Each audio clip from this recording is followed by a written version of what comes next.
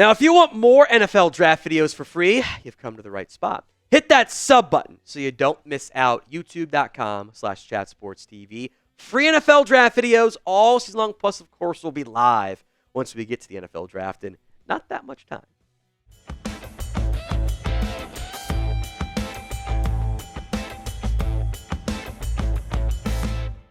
Coming up on today's show, we're breaking down ESPN's Jordan Reid's NFL Draft Big Board. Top 50 players, which means, yes, we will go faster because every single person watching, I promise you, knows who number one player is. Travis Hunter, your Heisman Trophy winner, the wide receiver / corner.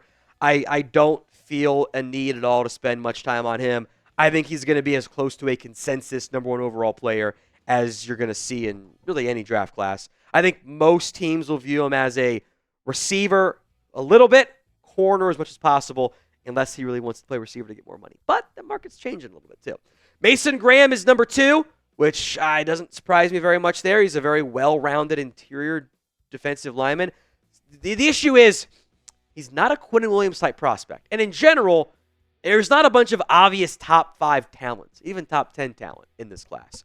Abdul Carter, next up here, number 3 out of Penn State. Going to get a lot of Micah Parsons comparisons. Athletic edge rusher, had a really good end of the season. Chance to showcase his talent in the CFP, by the way. Will Johnson was a bit banged up this year, only played 6 games, but has shown some good ball skills. I might be more of a 4-5 guy than like a 4-4 guy, but it's a good corner prospect. Ashton Jeanty was awesome this year. He has almost as many yards after contact as the number 2 running back in the nation, who we'll get to on this list, has total yards on the ground. Dude's insane. Now, how high does the back go? We'll find out. Number 6, Malaki Starks. Kind of the defensive version of Ashton Jeanty, not quite as good. Really good safety, impact player. Safety value will bring him down, but someone's going to get an instant day 1 starter. I am excited to see how Mykel Williams performs in the college football playoff because he was banged up earlier this year, only has put up 5 sacks, but the last time he played, he had 2 against Texas. Now, he's actually, ironically, had 4 of his 5 sacks against Texas all year long, which is kind of hilarious. But if he can ball out in the CFP, it's going to boost his stock. Will Campbell, Jordan's got him as a guard / tackle. I think he is a guard. There's arm length concerns, and I don't know if he can hold up full-time at tackle with some of his athletic play style stuff. I think he's a better run blocker anyway. So I think he's a guard, kind of like in the Peter Skoronski mold, but not as good to me. I actually have Kelvin Banks out of Texas ahead of Will Campbell. Some arm length concerns there too. He can overly rely on his traits at times, and he'll lunge a bit and is on the ground more than I like, but I tend to be okay with that because the traits are really, really good. First quarterback is Cam Ward out of Miami. He is a gunslinger. He is a playmaker, and sometimes has way too much confidence in what he doesn't see or thinks he sees, and will make bad plays, turnover-worthy plays, but will hold the ball too long, but he'll make plays happen too. And for several NFL teams, they need that. However, I do think the quarterback position angle of this has really boosted his stock, because he might be more of the like Bo Nix, Mike McCarthy, or JJ McCarthy, Michael Penix range of draft prospects than the Drake May, Caleb Williams, Jaden Daniels level. Who is your QB1 in the 2025 NFL Draft? Let me know in the comments, or pinned comment actually, of today's show. Tet McMillan, number 11, skinny big guy, kind of like T. Higgins to an extent. Very fluid, good body control. Also makes guys miss. He's my number 1 receiver as well. Shedeur Sanders, different play style than Cam Ward. He's got a quick release, will hold the ball sometimes longer than you'd like, but he's very, very accurate. And if you want that, like, West Coast is it's a lot more merging of styles these days in the NFL, but that, like, quick, sometimes quick processing, holds the ball sometimes too long, but quick, accurate quarterback who isn't an elite athlete, but really is, I think, a good pocket passer. Shedeur checks out there. He's my number 1 QB. Interviews will matter. Getting away from his dad might also be a good thing, too. As good as a college coach as he is, it's different in the NFL. How about a tight end, Tyler Warren, who was super fun for Penn State. Their OC got him involved in creative ways. He can run the ball. He can do inline, can do outside stuff. A limited talent class means he could go pretty early, but it's also a tight end. So how early is that? Find out. All right, Jalen Walker, who has played both edge and off-ball linebacker, listed as an edge by Jordan in his ESPN Big Board. He is a tweener. And I do think a team like the Cardinals, like giving him some off-ball linebacker reps, some like 4-3 Sam stuff, 3-4 outside linebacker and base personnel stuff, and really being a blitzer on third downs. I think that's how you maximize him. James Pierce Jr., again, I want to see him in the CFB. Tennessee does not trust him against the run. They don't play him there very much. But he gets pressures. He gets sacks. When he is attacking the QB, good things happen. Teams value that. There's a lot of these edges on this board, these defensive players that are in the CFP, have a real chance to boost their stocks here.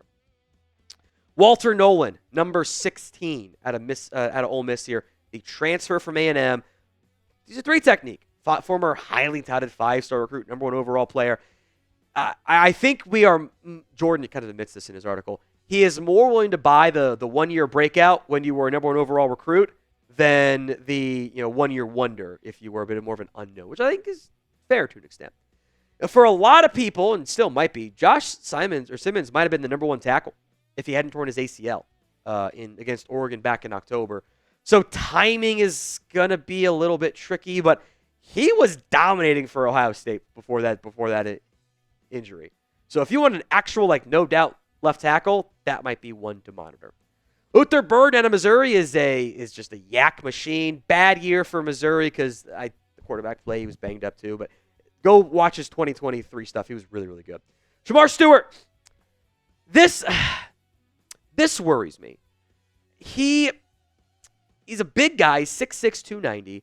It's all traits because the production is not there. So you list him as an edge. He can do 5 technique stuff too. I am not as high on Shamar Stewart because he got 4.5 sacks in 3 years and your pressure rate was good, not great. I do get a little bit worried about that. Jahad Campbell out of Alabama, by the way, massive year for the Crimson Tide. Kind of an under-the-radar player. I like that Jordan's got him so high. It's weird to say about a Bama guy, but it's true. All right, Derek Harmon, Oregon defensive tackle. Disruptive as all get out this year for the Ducks, transferring from Michigan State. Been a real riser this year. Back-to-back Michigan players who, probably a bit hamstrung by the bad team they had. Hey, they beat Ohio State, I guess. Colston Loveland is a move tight end. I don't love him as a blocker, but he'll have interest around the NFL. Kenneth Grant is an athletic freak at defensive tackle. The consistency's not there, but you don't chase down backs very often at DT. Javon Ravel might have been a top 10 pick, too, if he hadn't torn his ACL against App State early on. In that game after he had a pick 6 in that game, then tears his ACL. It was brutal. He's an aggressive player. He'll have a lot of fans in the NFL. Number 25, Emeka Egbuka. This screams wide receiver 2. Little bit worse version of Jackson Smith and Jigba. I think that's pretty obvious to me. All right. Today's show is made possible by Game Time. It is the place to buy tickets to your events, your next events. And what better time to do it than the holiday season? About togetherness, right? Means when you bring people together at live events, the experience is that much better, and it's the perfect gift. Game Time has a new feature. It's called Game Time Picks that makes getting tickets for your live events even easier. Game Time Picks filters out the fluff. Only show you incredible deals on great seats, so you don't have to waste time searching through thousands of different tickets. It's curation designed to save you even more on sports, concerts, comedy, theater, etc. The Game Time guarantee is this. If you find tickets in the same section and row for less, such as a bowl game, a CFP game, the Natty, which is always expensive, be warned on that front. If you find tickets in the same section and row for less, Game Time will credit you 110% of the difference. Download the Game Time app, create your account, and use code CHATSPORTS for $20 off your first purchase. Terms apply. But again, create your account, redeem code CHATSPORTS, CHATSPORTS, for $20 off your first purchase. Terms apply. But again, create your account, redeem code CHATSPORTS, CHATSPORTS, for $20 off. Download Game Time today. What time is it? It's game time. All right, moving on to number 26, one of my personal favorite players in this year's NFL draft class, Jahdae Barron out of Texas, who I love him. He got that dog in him. He's played nickel. He's played safety. He's played outside corner. Barron is a awesome football player. That's going to be one of my guys this year. All right, Josh Connerly out of Oregon, the offensive tackle, could impress in the CFP as well. Tyler Booker, your boy, producer Chris, up there at number 28. Powerful football player, powerful human being. I could see him being a top. I think he might be closer to 50 for me than 28, though. Nick Scorton, who I like more than Shamar Stewart because he produced more. And he was also great at Purdue. Now, he's not as twitched up as some other guys, but I think you lose some weight, he can add some more quickness. I think he might surprise at the combine. Finally, number 30, not finally, but next up is 30 is Drew Aller. Now, I will make notes. Since ESPN posted this, Drew Aller has said he's going to go back to school. That could change, though. If Penn State goes on a run and they win the Natty, which I don't think is going to happen, but if Aller balls out even and wins one or two playoff games, he can go pro and be a first-round pick because it's a bad quarterback class. He's got all the traits you want, but he hasn't put it together yet. So with that in mind, how many quarterbacks go in round 1 of the 2025 NFL Draft? This is not the last QB on Jordan's list. How many QBs go in round 1? Let me know in the comments section of today's show. I will pick up the pace here as well. Tyleik Williams out of Ohio State, good defensive tackle prospect. I think, fringe round 1, round 2 is about right. Mike Green might keep on rising. Really productive campaign this past season for Marshall. He's really risen up boards because no one was really paying attention to him. Good pressure rate, too, so not just some fluke sacks. Maxwell Harrison, probably under the radar guy because Kentucky was bad this year. Tough physical player, man coverage ability, that always works well. Ariante Ursery out of Minnesota, another offensive tackle option. Teams need those guys. I'm not as high as others on Landon Jackson. It's been a little bit inconsistent still for me. Like, he's got great size, but he's not quite the 6'8" he's listed at, whatever. But I think 5 technique ability here. Benjamin Morrison would be higher. Medical concerns here. Shoulder surgery back in March, but then a hip injury in October that I think has some teams concerned. Isaiah Bond can run. He's been a bit nicked up, and he also hasn't been consistent on the field. Part of that's the offense, and I think Quinn Ewers held him back a little bit too, if I'm being honest. But he's got speed, and teams love speed. Cameron Williams has really good traits, but he's raw. This is kind of like Tyler Guyton to me last year. Maybe he sneaks in round 1, by the way, because of those raw traits. Deion Walker is a super unique prospect. He's 6'6", 345, and they dropped him into coverage sometimes. And it worked! But he also plays like he's 6'6". And that's an issue as an interior defensive lineman. So there's some tweener concerns there. Mason Taylor out of LSU. By the way, that is the son of Hall of Famer Jason Taylor and the nephew of also Hall of Famer Zach Thomas.